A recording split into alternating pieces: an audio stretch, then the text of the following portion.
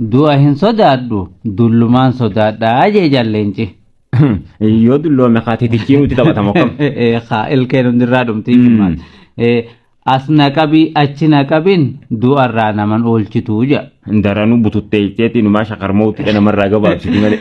Hiyyeessa garaa muratee bishaarraa fuutu gabbisaa jaabar. Na'am. Taajaajibaati miti. Nama beekaa rafummaa kaasuun nama dhibdii. Bakakkaan hunda maisituu jiru riiba.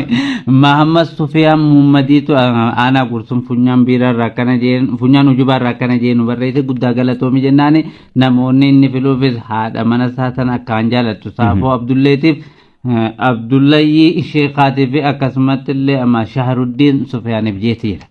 Nuun haa fedhu jetti xalayaan harka jirti. Maal nuun fedha dhiiroo? Sammuu gaarii. Rabbi nuun haa fedhu.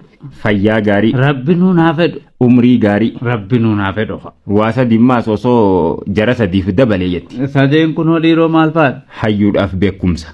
Dhuga ba'an. Arjaafis qabeenya. Dhuga ba'an. Hiyyeessaaf ammoo obsa guddaa. Aboo Rabbi ajaa'iba. Yaa hiyyeessaas durummaa Rabbi haa fedhuuni fa'a. Assalamu alaikum Zakariyaa fi Absalaam salaamtaan dhugaatan onneerraa burqite qilleensa qulqulluu baadhachaa stuudiyoo teessan keessatti calawuu jettee isinitti olaa seentu. Nutis qeeballee calawuu jettee ta dhufte gaa'e akkasuma qeeballee jiin. Barataa Abdii Daawwetiin jedhama. Aanaa gursumirra hin barreessee isin ergeeti. Aanaa jaarsoo araddaa badhaasaa ganda Ali Keeyrootti kan argaman Abaadir Musaaliitiif Ramadaan Abdurazzaaqiif Misra Abdii Ammadii fi Biiftuu Daawwee Abraahimiif akkanumatti illee jaalalleessaa tan dhugaadhaan jaalatu. Tan ulfinni qaamasii kiloogiraama 3,000 caaluuf maatuqaa aatuqaa uudhaaf sirba Qamar Yusuf keessaa tokko naaf afeera jechuudhaan gaafatee jira. Irra keenyaaf maal rakkoo qabnaree. Ammoo jaalalleen isaa tun roottoo bishaaniiti moo makiinaa fe'inaati moo akkami kiloogiraama 3,000 namni ulfaatu jira. Ajaa'iba tun lakkiin fakkaanne fakkeeffadhu jiin. Akkam jirtan dhageeffatoonni qopheessitootaa fi dhageeffattoonni sagantaa filannaa sirbaa jira. Nuti fayyaadha nagi alhamdulillah dhageeffattoonnis gawaan jan isaantu beeka. Salaamtaan tiyya barja urgooytuun akka hatiraa qabbanooytuun akka hancabbiidha. Gursumirraa kaatee hallayyaa utaaltee gaara baatee dhagaa hulluuytee bishaan daayitee suuta isin biratti halaw jettee stuudiyoo keessatti Zakariyaa fi Abdusalaam bira haagatteessee hammattuu jabar. Gursumuma as nu bira jiru kanarraa moo firra gaara qunduddoo ka'asii nu mul'atu san gubbaa bahee wacaafaarra ka'ee yoo as fufaates halaw jettees man dhuftu. Numa dhuftee silaa kan hundaafuu maa dararama. Saniif hin ja'ami. Gaaraa fi dhagaadhaa bishaan hunda osoo daayitu. Maa suuta tirachaa dhufti. Maa tirachaa dhufti qilleensumarra yoo ni dhufte irra wayyaadha. Wacaafaa fudhadhutuma gaara san gubbaa bahiji. Usmaa'il Ibrahim Umariitu aanaa gursum ganda jaarraarraa akkana jeenu barreesse. Haayamee namoota filateef qaba. Jaalallee xiyyaataniin akka lubbuu xiyyaatti jaaladhu shaatu qaa'aaf shaata jettu jabar. Jaalala siitiitu onnee isaa keessaa shaati jechuu jira gaawwanne. Akkasiin beekamee wallee shariika isaa kan akka malee jaalatummaa Abdii Mahammadiif akkasuma obboleessa isaa Muhammad Ibrahimiif sirbuma tokkorra naa kaa'ee jira.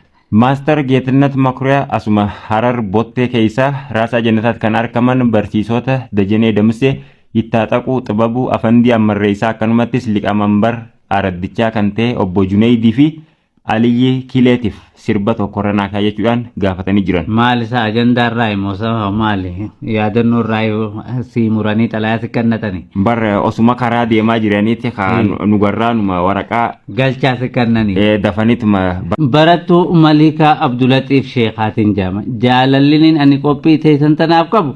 Guddoo akka gaaraa, ulfaattuu akka baalaa, mi'ooytuu akka deemaa, ibsituu urjii ji'a goobanaati.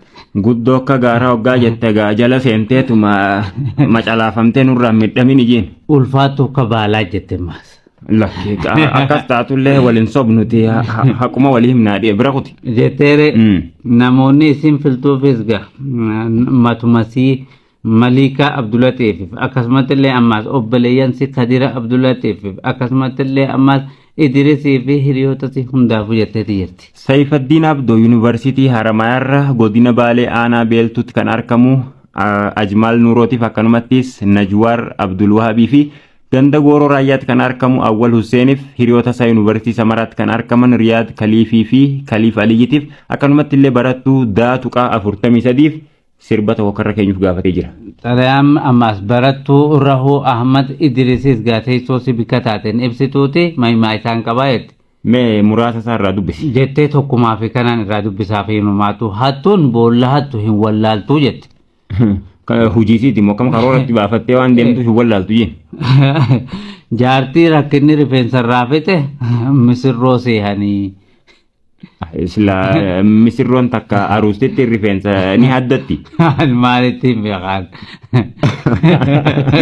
Ajaa'iba.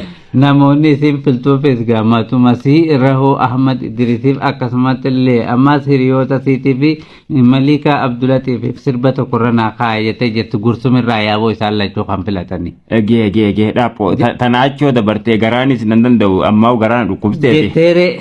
Eewwaa za'aanis gaagama zaafurii quba laachaa jirti nageedha amma dhuutimee dhaggeeffatootaan.